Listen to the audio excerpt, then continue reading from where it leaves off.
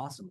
Well, let's dive into this. We Let's are going go. to cover tactics 7, 8, 9, and 10 since we didn't have book club last week.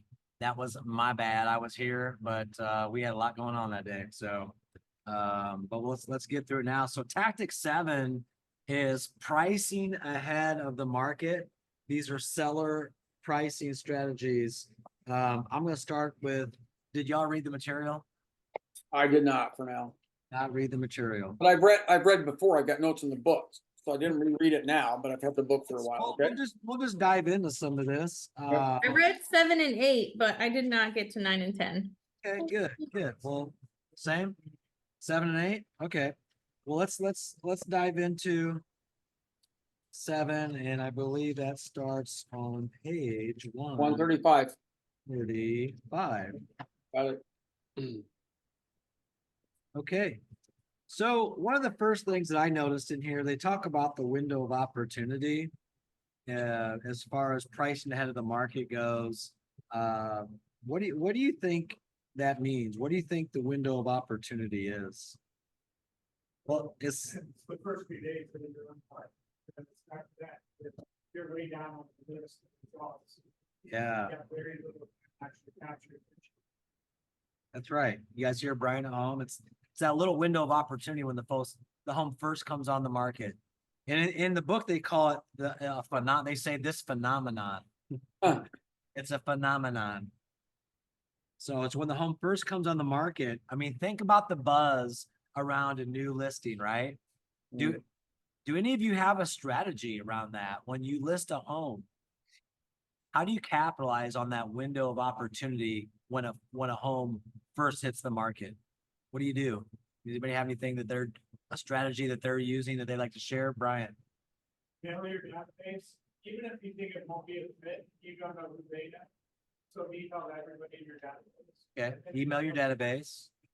Open house quickly, 24 to 48 hours without your time. Okay. If they're gonna see it, why not see it, right on the phone notification? Love it. Yeah. So Brian says, email the database. That's even if they're not interested in that home, you're sharing your new listing with everybody that knows you because they're your advocates, right? They are going to support you. They're going to share for you. They're going to advocate for you. They're an extension of you, right? And so you're going to email your database with that new listing and your past clients, right? They may know somebody. Everybody that you know may know a buyer for that home, right? Right. And then Brian also said that they have an open house within the first day or two of that property hitting the market. And I would say those are both great strategies around that with capitalizing that window of opportunity. I'll tell you something that I like to do as well, as I like to list on a Friday and then have that open house either Saturday or Sunday. Some agents have even held an open house Friday night. The home comes on the market noon Friday, or maybe it's 8 a.m. Friday. And first line of the marketing remarks are open house today, Friday from 4 to 6 p.m. or 5 to 7. Now, keep in mind, most people get off work at 5, but if they're an active buyer looking in the market in that area, in that price range, you just go on the market at noon. Their realtor has a search set up for them. That listing goes to them. They reach out to the realtor. I want to see this. And oh my goodness, they're holding it open tonight from 5 to 7. Well, there's a little bit of buzz, a little bit of urgency there, because if they like that home, they're not going to want to miss out on that opportunity, right? So you do use that momentum of it being new to the market to create a little buzz factor around that. And I love doing open houses right out of the gate, and yet I'll see agents do an open house on a listing that's been on the market 2, 3, 4 months. It doesn't have the same impact. No, It doesn't have the same impact at that point. It's only when you first hit the market and the market hasn't had an opportunity to get through that yet that it's most impactful. And a powerful open house is when you have, I'd say, a dozen or more people there at the same time, and everybody's, there's energy there, right? And there may only be one real buyer there, but that's all it takes. And I've rarely sold a home through an open house, but I've had buyers come through my open house who then go back to their agent and they write an offer immediately after that. So I've had, I think, 2 or 3 times in my career where I met a buyer at an open house, and by the end of the open house, we're there writing an offer. It just doesn't happen that often. But you know, all those buyers that come through there, and I love calling open houses me parties because it's a great opportunity for me to pick up listings and for me to pick up new buyers. Those people that come through there, they're usually one or the other. There's somebody interested in knowing what their home is worth, or they're in the market to buy. They may or may not be represented. The ones that are represented, great. I want to find out who their agent is so I can follow up with their agent. But the most impactful time to do that is that window of opportunity when the home first comes on the market. Hey, Aaron. Yeah. Oh, sorry. Go Go ahead. ahead. I've been doing videos, my own videos, and making sure they're posted before, like at least 3 days before. And now I just started adding paid ads on the command. Okay, Love it. that's what I'm doing. Thanks. Are you getting some engagement? Yeah, I got engagement on the. That's facts where the one person that came to the open house, they showed up right at 1, and I said, "How did you know about me?" And she said, "You came up on my feed." And of course, I'm working with Mal on some stuff now, but that was real proof of the pudding, right? Yeah. Awesome. Yeah. Awesome. Keep it up. Thanks. What else? What else are you guys doing? It's not gonna be on one. Although I don't have a list, I started back with paid ads for.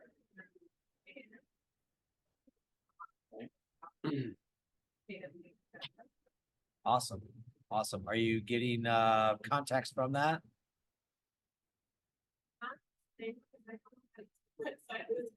Well, it was before. Yeah.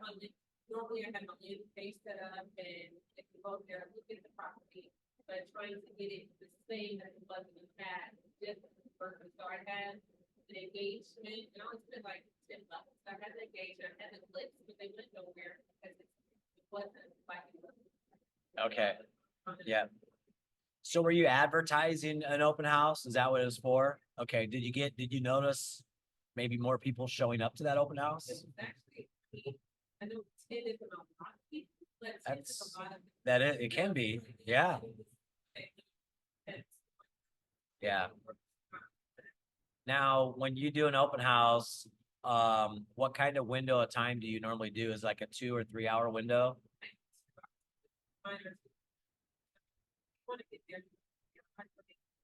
Yeah. Yeah. Yeah. 3 hours, 4 hours. Yeah. I like that because you forced everybody to come through at a focused time. And if you stretch it out, you have 10 people come through 2 or 3 hours. I want as many people there at the same time as I can get there. Cause again, it creates that energy, that buzz, that urgency we're looking for. You know, it creates excitement around a house. Like, hey, there's a lot of people here. There must be a lot of interest, you know, so it all starts there. That's where it begins, right? So that's really good feedback. I recently started doing the new paid ad campaigns and command myself. And my experience over the weekend, I did a $50 spend and I did a advertisement of a listing. I did a carousel ad to Facebook and Instagram with the intent of generating leads. I got 19 leads in 2 days, and they automatically went on a smart plan we created, and I started getting engagement from them.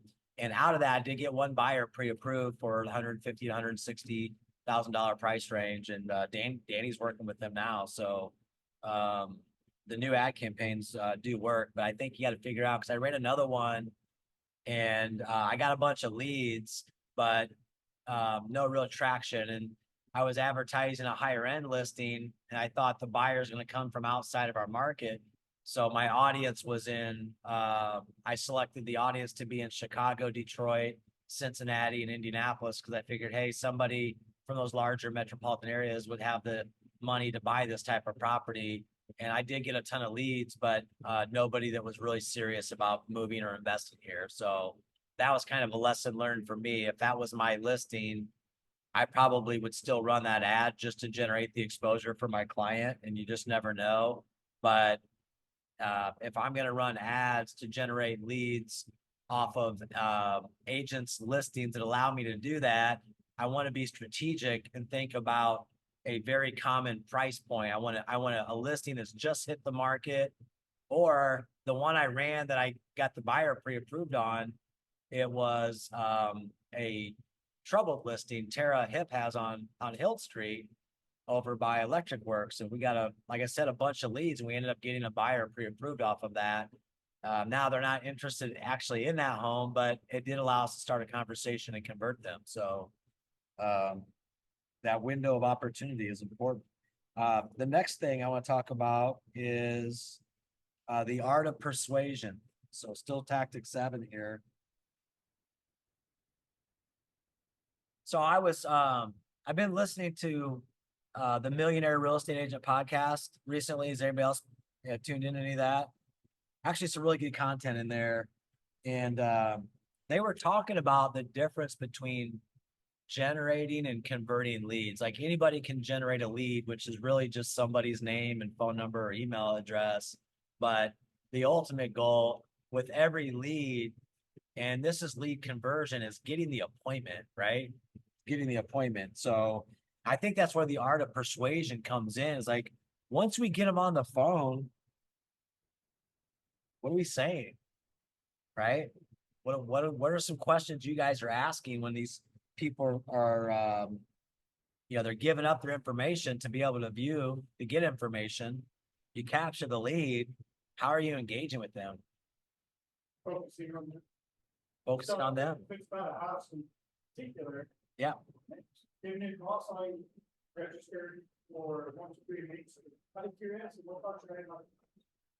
Now we're getting this. Love that. Bring down the barrier, but they're starting to talk about. Now we're starting to think about like small space. Now they're getting in, almost give you a lot of information. Yeah. As opposed to asking yes, no question, where it's like, hey, you see the house? And Yeah. that's the easy answer, right? So now you kind of lost that connection. You start that little probing question. Or you can how to Mm. I believe that I followed up with houses, but it didn't end up being that it started off at $5,000 for recently, so now she actually wants to buy the bill instead. So this way ahead location, that sounds like a good idea, but I don't think, what do you want? So just figuring out what their motivation for even making it, because once you make that, you know someone's or you know someone's that. So Yeah. finding a motivation, what actually makes it take the fun. There's a lot of listeners, but once you do that, you know something. Motivation behind that. Yeah. What's their why? Right? That's a great one. What else? What else are you guys using in, I guess, in a persuasive way to convert? My buyer that was pre-approved up to 300. She had to leave after, it was a long conversation at the site, but she had to leave. And so there were like 2 hanging questions that were still in the air. I said, tell you what, I'll send you a text message and give a quick answer to that. And when I immediately came back yesterday and today, I sent those texts out.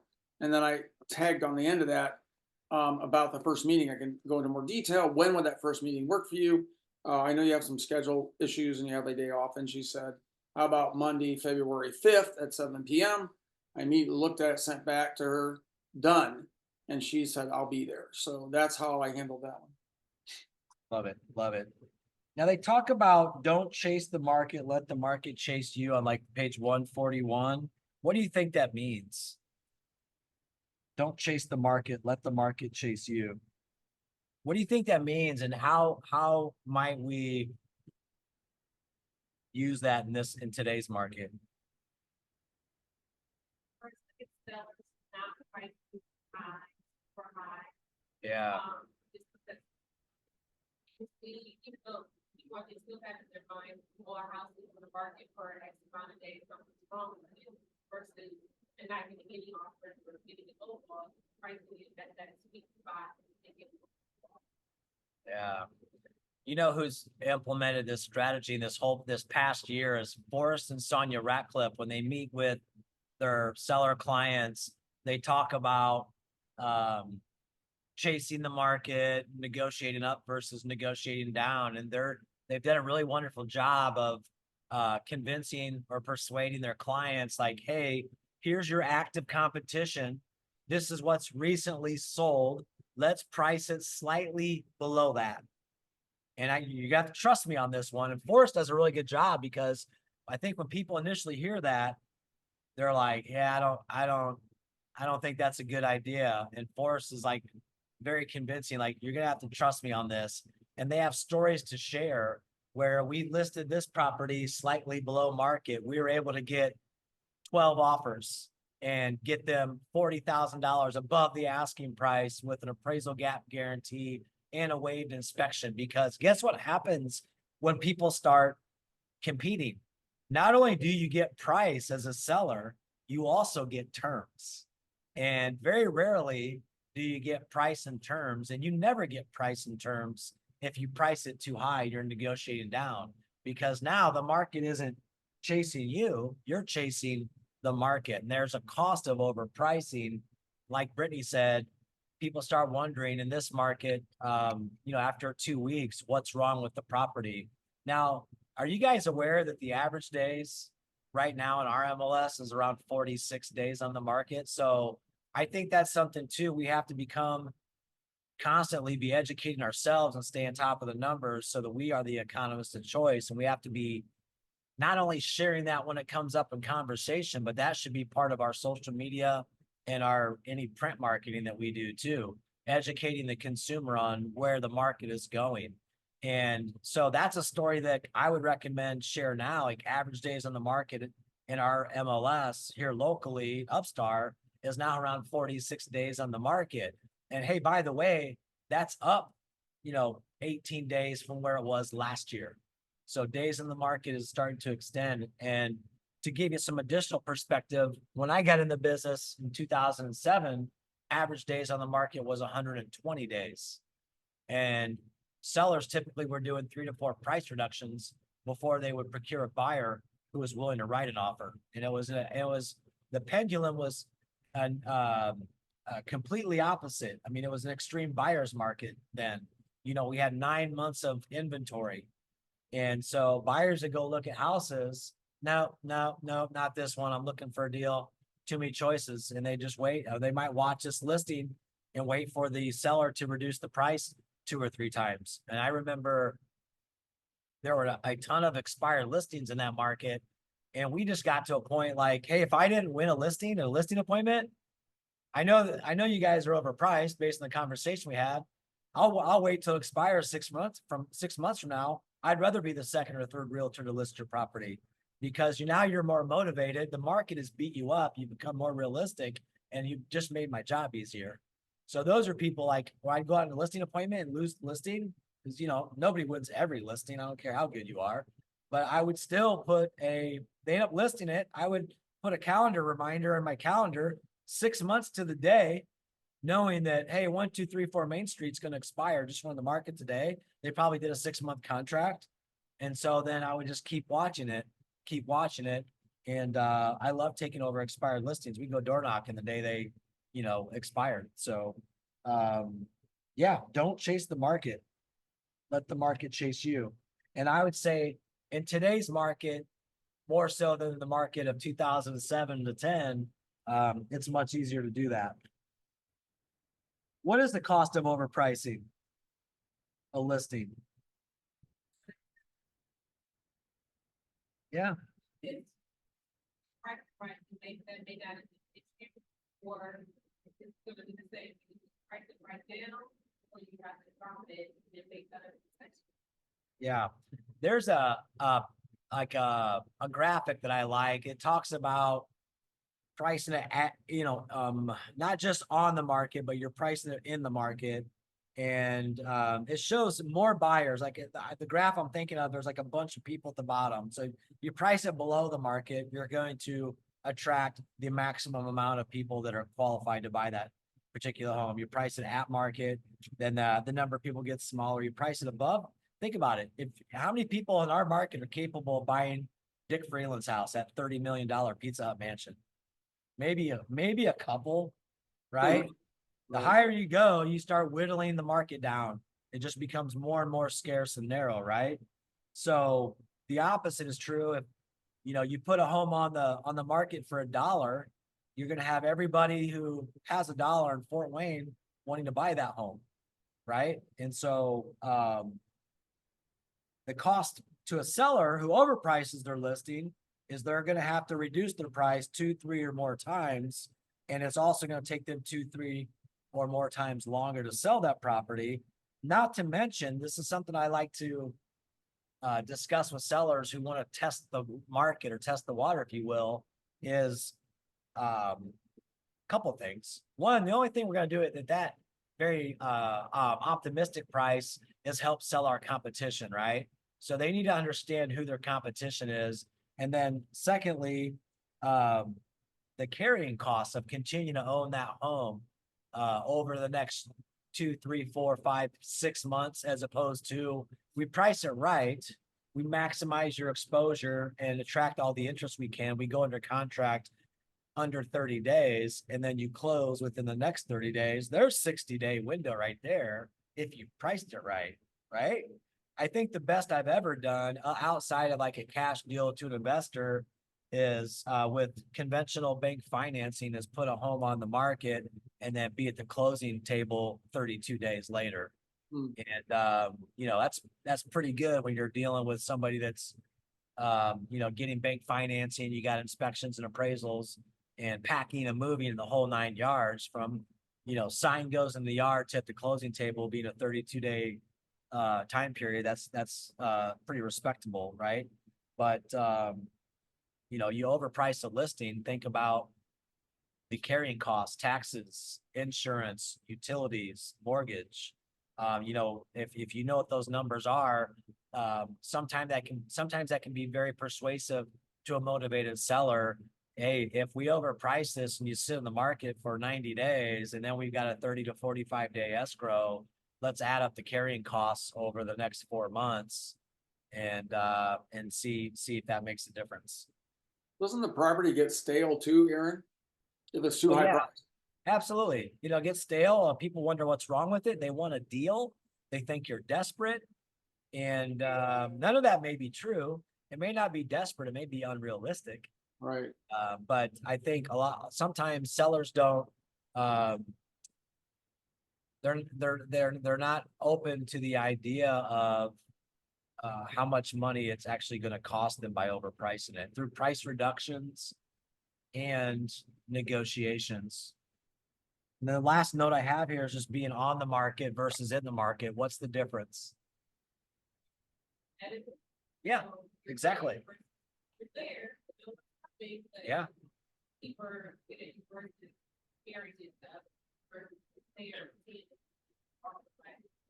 Yeah, I tend to be very direct with sellers, and there's two things that come to mind when they're very overly optimistic about their price, or the way I like to say is like, yeah, it's a really aggressive price for the market.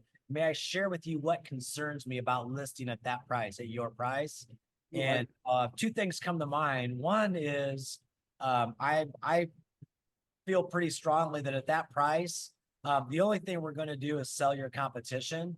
And the second thing, I think at that price, you're the most interested buyer and you already own the home.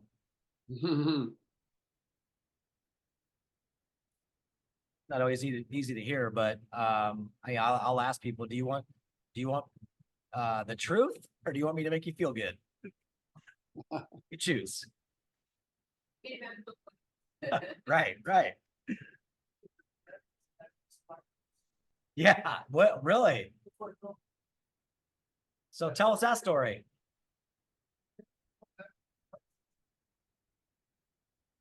Yeah.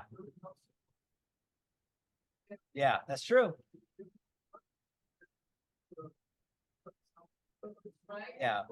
Greener pastures. I love it. I love it. All right, let's move on to tactic 8. Standing out from the competition, seller staging strategies. Thomas Edison said, opportunity is missed by most people because it's dressed in overalls and it looks like work. You know what? It's work to stage and prepare a house, isn't it? I have some clients going through this right now, and every night they're texting me photos of rooms. Hey, we're really not sure about the flooring choice or the paint colors in here. Can you help us? And I'm like, guys, I'll come over, and I'm glad to let you know what I would pick. You know, or we can meet somebody over there that is more qualified than I am. But you know, the other thing I've done is I'll share the pictures with my wife and ask her opinion. And hey, my wife said this, like these, but the main thing is you want a neutral and you want it to be as appealing to the broadest range of buyers as possible, right? So any types of earth tones, muted colors, grays, you know, it's light, you want light and bright, but also neutral, right? So those are very, very simple and basic, I guess, filters to use. But I think that staging strategies in the last few years haven't been as vital because the competition was so high. I mean, people were putting homes on the market that, you know, had all sorts of deferred maintenance, needed updating, and they're selling multiple offers above list price. I do think we're going to see it shift back to homes that are staged and prepared for the market are going to sell faster and for more money. You have to weigh that out though, because sometimes the investment that you make, painting, new carpet, it may not matter. And I would say that's going to be determined by the area and the price range that you're in.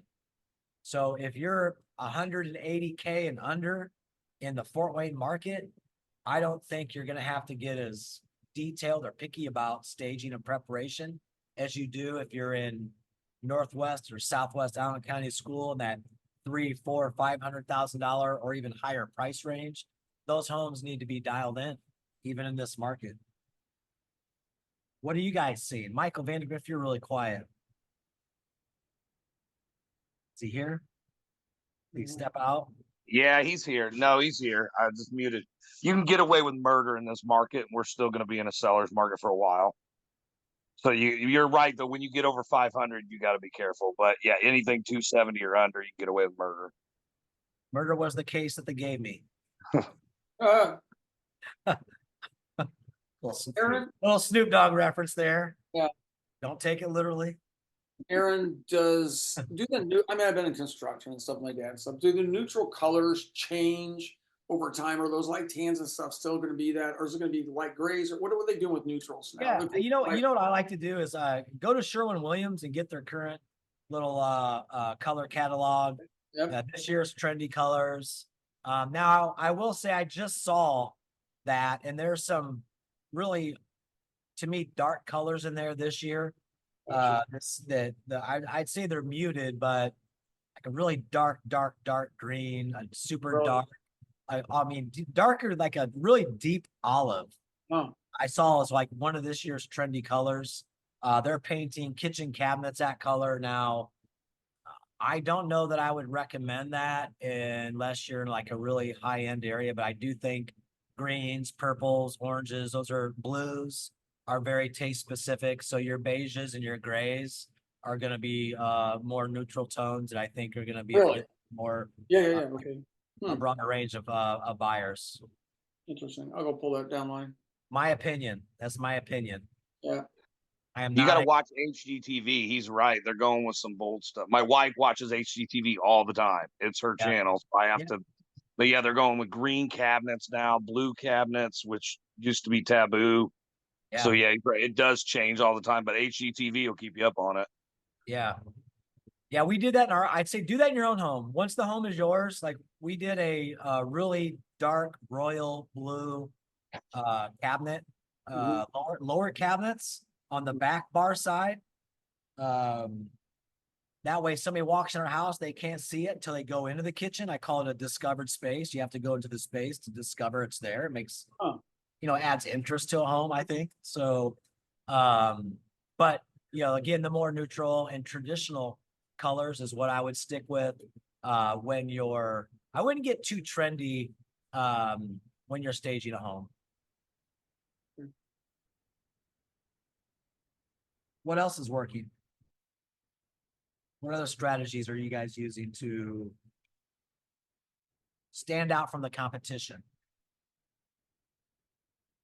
This may be an outsider view, but I always look at these opportunities as voting and you didn't know you. You're promoting the house as well. But if you think about a builder, someone who grows being a product, how are you getting these out there? Yeah, We need, again, we think about, and then MREA, but you know, we're should have the same thing. Think about the triangle, leads listings letter, right? yep, So we're on page 2. For the lead side of listings. yeah, So what are you doing to market you? You're gonna take a lot of care to market you. You're not just gonna slap something in. yeah, So what can you do to constantly promote yourself, whether it's a listing or something else for you? And if you do that, it's theater to imagination. yeah, It looks like you're every, even if you have one deal, you can do something that makes it look up literally every record. You're promoting listings from the office, doing open houses for other people. yeah, That's what's going to separate you out. It's not there. yeah. Now, Yeah, I remember, you probably remember this too, when Caleb was brand new. And Caleb Ellington, brand new to the business. He was doing open houses like 3-4 days a week. He was asking every agent at the company, and he's picking some really good listings. He'd be in Sycamore and Chestnut. And I remember him going live in a bathtub at a home in Sycamore Hills singing. And you know, as zany as that sounds, right? As awkward and uncomfortable as that may be for you and I, he was doing it. And do you know what the public's perception of that was? Man, Caleb's killing it. Man, he's listing, it wasn't his listing, by the way. He's listing all these high-end homes, and he's doing these open houses in Sycamore Hills. Man, he's must be really successful. And so perception can be reality, right? So he would do these videos, people would like and share them and comment on them. Engagement, that's what you want. And he started picking up business that way. And I think that's one of the main reasons he was able to cap so quickly, being brand new to real estate, is he put himself out there, marketing himself in what is every realtor's product, a listing. So open houses is one of my favorite lead gen activities, if done properly. Now, if you just roll up 5 minutes before and you slap your little collapsible sign out front, some balloons on it, and then you go in there and you kick up on the couch with your nose in a book, you're probably not going to generate much future business from that. that happens way more than you think. It does. I actually took a picture of an agent and I was like, I was going to share it with my coaching people and I was like, you know, I'm not going to put this agent on the blast. Somebody made me order. Yeah. Literally, we walked in and me and my clients, she's sitting on the couch, she picked up on the island. Yeah. We're busy early, we don't have any printout. Yeah, coaching over there. Wow. Wow. That was the entire, I get it. Yeah. You're not going to get my clients who's not here with them. Right. Still, like, that's your presentation to yourself. Yeah. What if the neighbor comes in? With an agent and they're basic. You Yeah. just don't know who knows somebody. And you don't know my client's baby. They might have. Right. They might end up calling. Right. You know what I mean? So you just never know where a conversation is going. And you're raising. Yeah. There are levels. There are levels to open houses, right? Good point.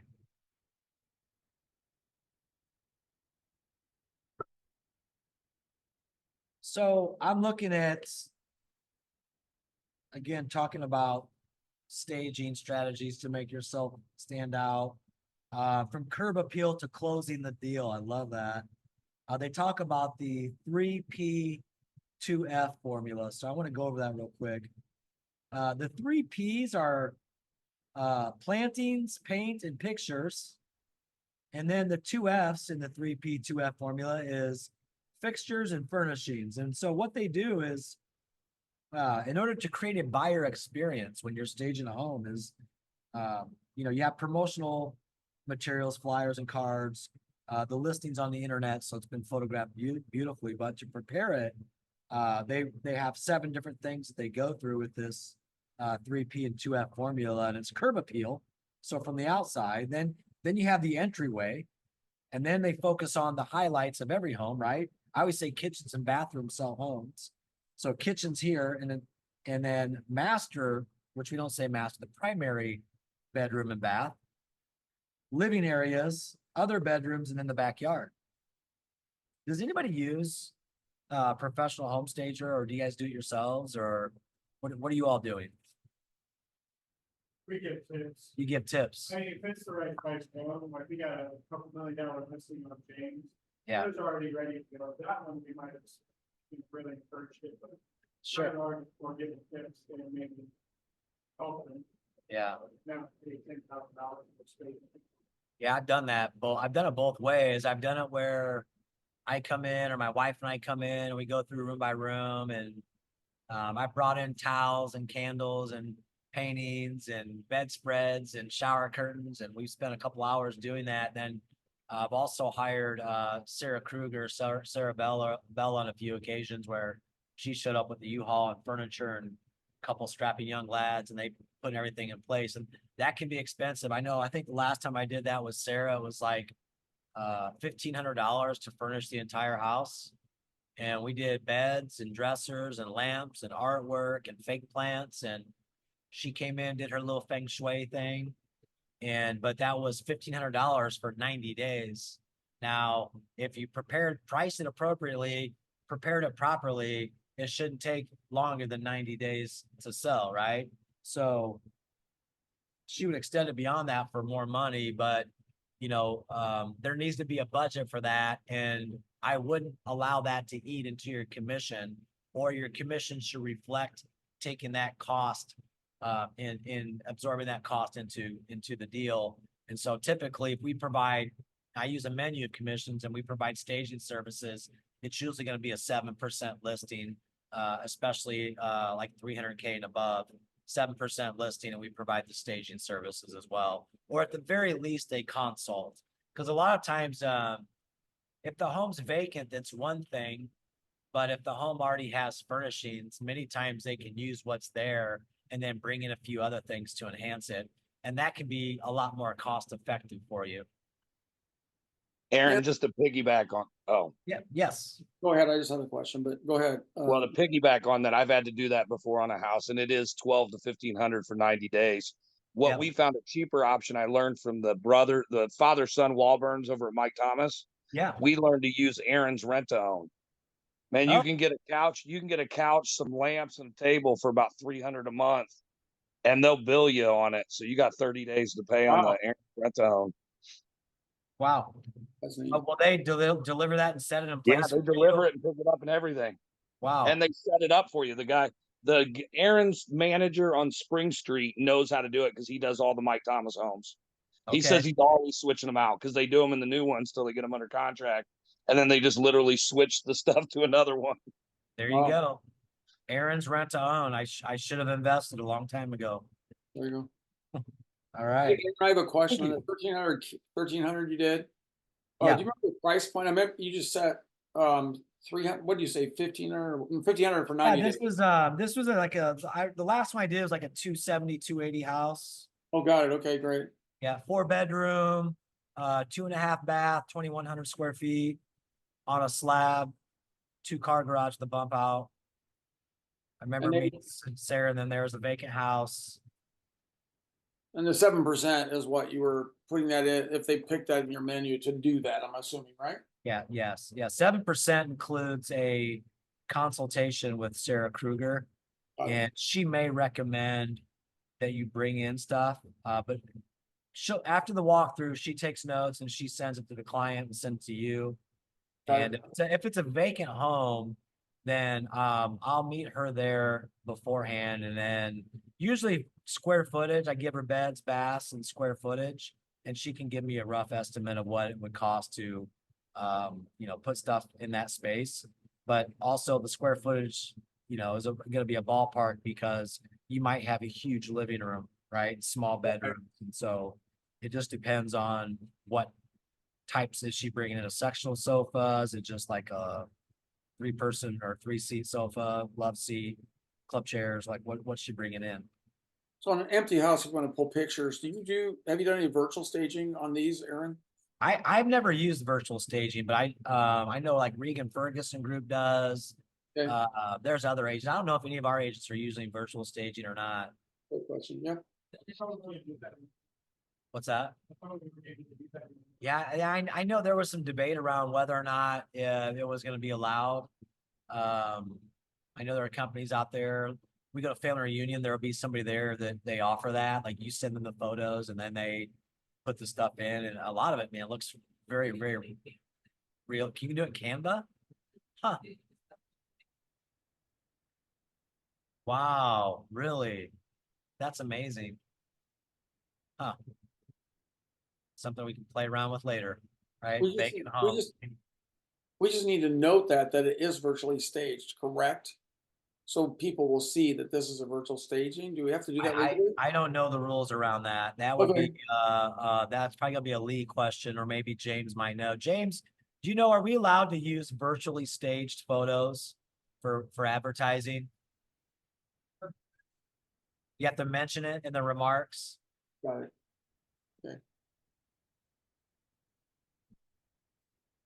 Okay. Okay,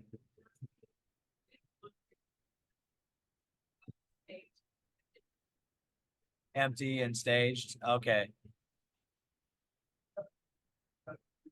Do one without and one with. Okay. And James says he's 100% correct 60% of the time. All right, tactic 9 here is create urgency, overcoming buyer reluctance. Man, have we dealt with that recently, right? Especially when interest rates hit 8%, everybody was running for the hills, man. They would nobody wanted to buy. What do? You know, the story I've been sharing with people most recently and even now, and where are rates? Rates around 6.3 still, right? They're still hovering mid sixes, right? Buy the home now. And we've been hearing this for months, date the rate, but you want to buy now because inventory is still low. Homes values are still appreciating. You want to lock in the price now. There is a cost of waiting. Not only you might get a better rate, but if you wait 1, 2, 3 years, and we have these people, I keep seeing the comments, well, I'm going to wait for rates to come back down to 3%.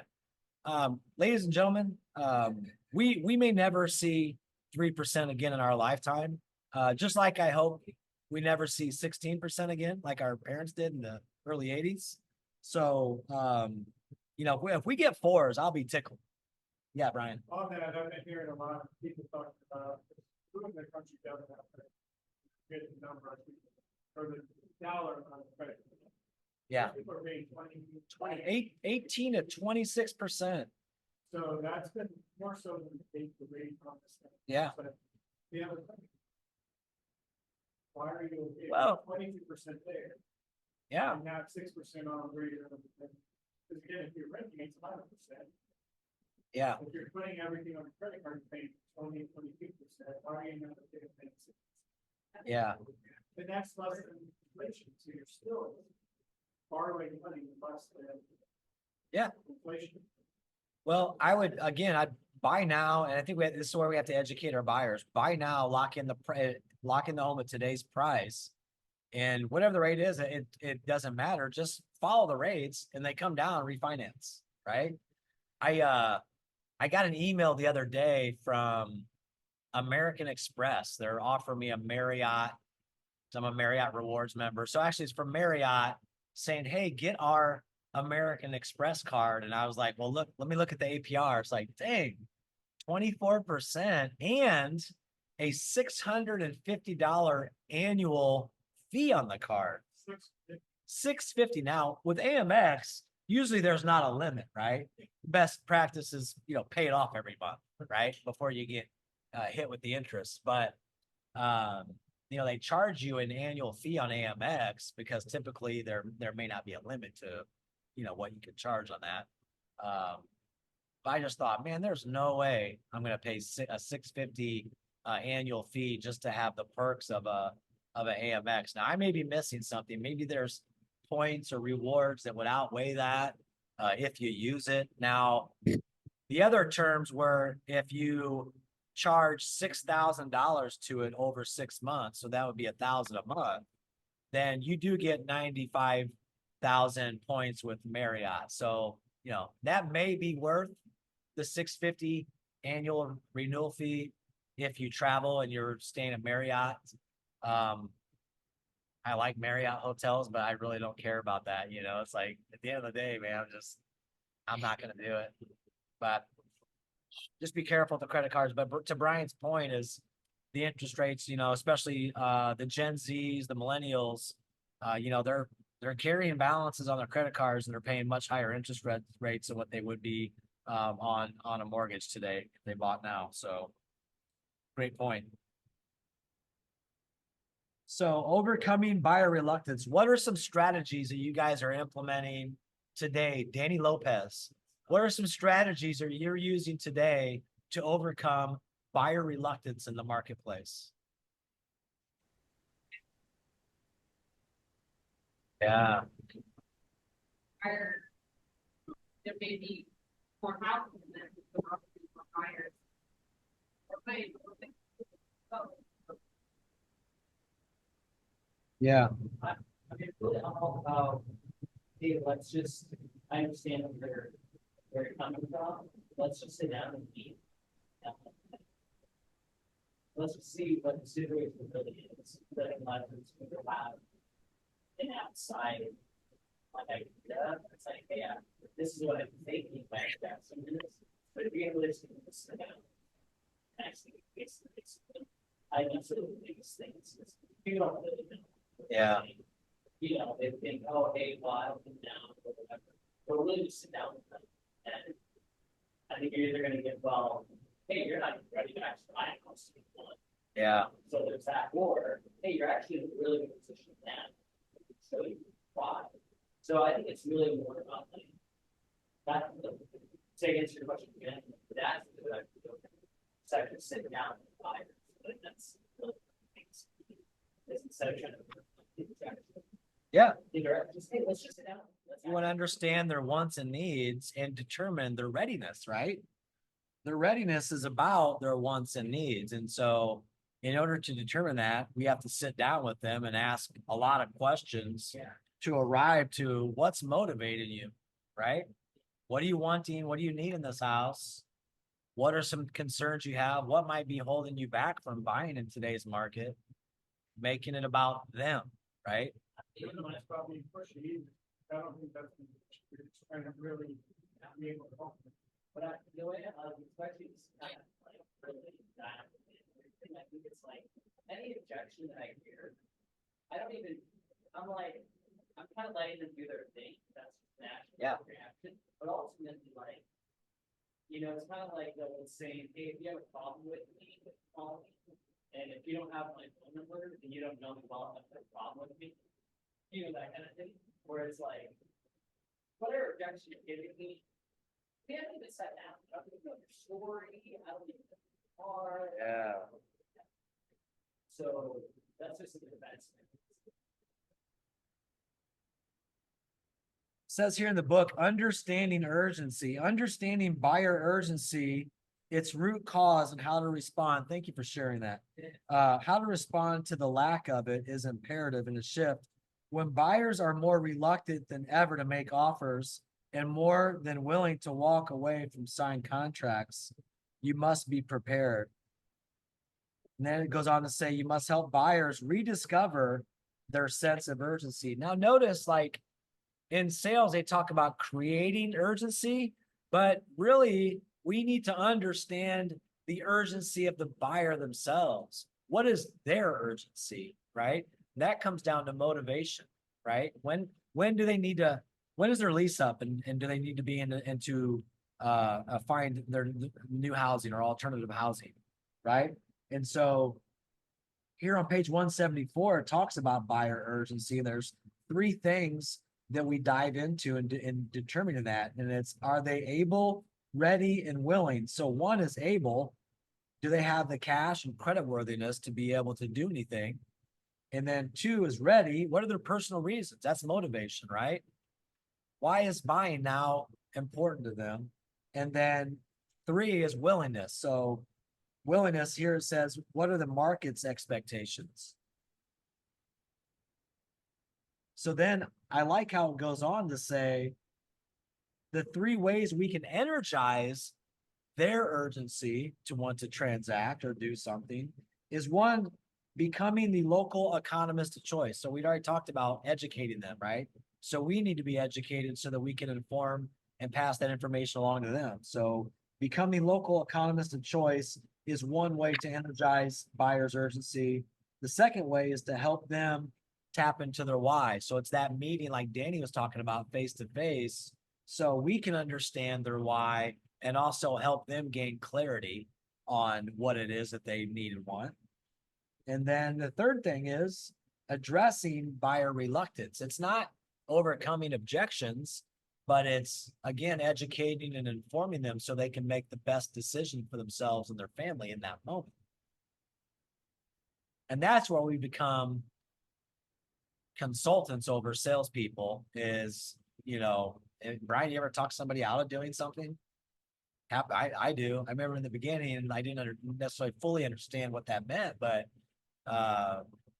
sometimes after you assess a situation with the client, you realize doing something right now is not in their best interest. You have to, hey, this may not be the right time for you. And based on what you shared with me, this is why I think so. Right now, that doesn't happen often, but do you think maybe you gain an added level of trust from that client if you're not simply just trying to talk them into doing something that maybe is not in their best interest? That does happen a lot in our industry too. So how do you become the local economist of choice? Kind of in front of enough people. Yeah. So just over time. Words on the script. Yeah. Because you're out there meeting, and I always think of major developers, because she doesn't know. But she gets so involved in the community. She is proving herself time and time again, that she's like, whether she's been licensed here for years now. Something like that. Yeah. She's top agent 4 years time. Yeah. Because she stayed in time with her. And then she sold her plans. And proven time and time again, that she's there. I don't think there's a fast track to do it. I think it's just Yeah. the right activities. Consistently. Time and time again. Yeah, I get her monthly newsletter and there's always market stats and data in there, and the Warsaw, Syracuse, both markets she'll have average days on the market, how many homes sold, how many actives and pendings there are. The shift book itself says you need to have some knowledge along with some instruction, but most importantly, economic and market perspective. It's usually these opinions by others that steal away a buyer's willingness. And this is where you can provide a valuable service. So the end of that to me is like the big aha. It's providing value to everybody that we know as it pertains to real estate. That's how you become the economist of choice for the people that know you is you're providing value to them as it pertains to their own real estate investments. And that can be as simple as spring house cleaning tips, fall winterization tips. It can be decorating tips, 5 ways to enhance your home's value in any market, that sort of thing, along with, hey, did you buy last September? Rates have dipped down from 8 to 6.5%. When are you able to refinance? So that could be all those ways that, you're adding value to people can obviously establish you as the economist of choice to those folks. You want to be their go-to for everything related to real estate. Now, the final tactic, and we just have a few minutes here, is expand the options creative financing. What are some creative financing options in this market? Is anybody educated or experienced on the 2-1 buy downs? Does anybody close one of those deals? Because I'm hearing a lot of talk about those as a seller incentive. They're doing 2-1 buy downs for the buyer's rate as part of that deal, as a concession from the seller. So I would say that's one creative financing option. And we're starting to see more of that because rates are still high enough that they have buyers reluctant to enter into the market. But we've all heard, like, who's doing a good job with that? Is it who was offering the 4.99 interest rate? It was a builder. D.R. Horton. Man, people are going to them in hordes right now. They're selling a lot of homes because they're able to offer that rate. And I know, I want to say Kirchhoff or somebody else. Yes, yep. They were really. 4.89, right around 300,000 for both lines. And he picked that up by doing the social for those. I can get you a 4.99 interest rate. Spread it by house. You got 3 weeks. Oh, I bet. You're starting out, you help somebody get a 4.9. First sentence here, affordability drives the real estate industry. You guys agree or disagree? Affordability drives the real estate industry. Rates go up, affordability goes down. People are like, nope. Don't want that payment for that house. I like that payment for this house better when I can afford an extra $100,000 home at a 3.5% interest rate. So there's 3 areas of creative financing they outline here. Creative things that the seller can do to sell their house. So there's seller contributions, seller funded permanent buy downs. Just talked about that, 2-1 buy downs, seller funded temporary buy downs, similar type of financing, owner financing, contract for deed, seller second, lease option, lease purchase, wraparound, and assumable mortgages. Now I'm hearing talk about assumable mortgages, yet haven't experienced anybody personally through myself or any of our agents that have actually executed one in this market, but that is an option. Creative financing area 2 is things buyers can do when they purchase a home. Gift funding. If you have a lot of money, you can adopt me. Selling and refinancing existing assets. Selling and refinancing existing assets. So you could refi your current home and do a HELOC, right? Or a cash out refi. You could use the cash out to make improvements or go buy an investment property or, lake home or whatever. Non-occupant co-borrower. You can use your 401k. We saw a lot of people doing that to stand out and pay cash last year and the year before. Temporary IRA transfers. I've seen that in this market. Pledged asset mortgage, equity transfer and bridge loans, and employer assisted mortgage. I don't know what that is. Employer assisted mortgage.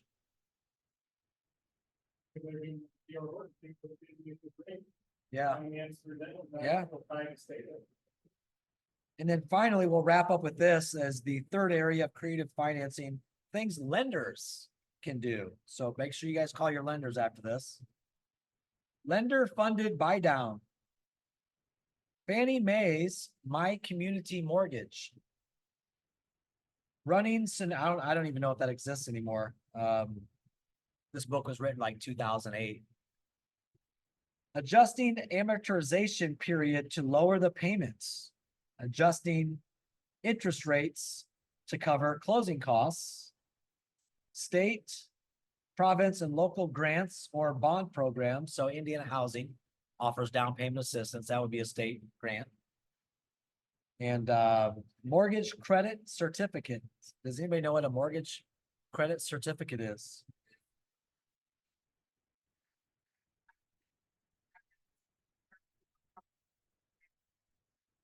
Okay, okay, thank you. I had no idea what that was. See, I learned something today. And then finally, private lending. Any other creative financing that you all are seeing in today's market? No? All right, well.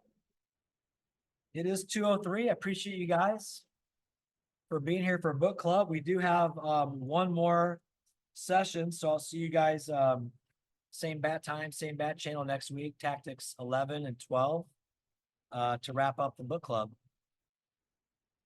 Have a great day. Thank you.